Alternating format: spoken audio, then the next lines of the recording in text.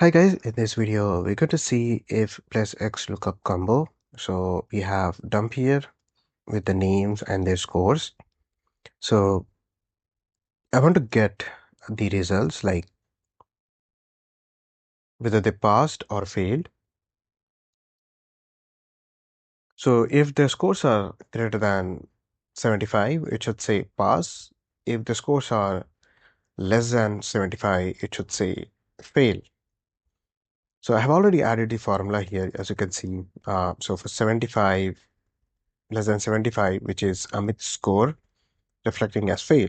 Let's write the formula how we got these results.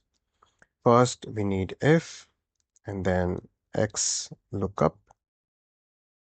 Okay, what we are looking here, this one, and then this one,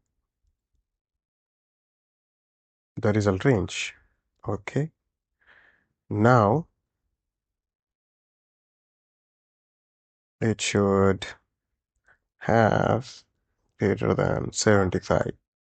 Then I will say pass, else it should say fail.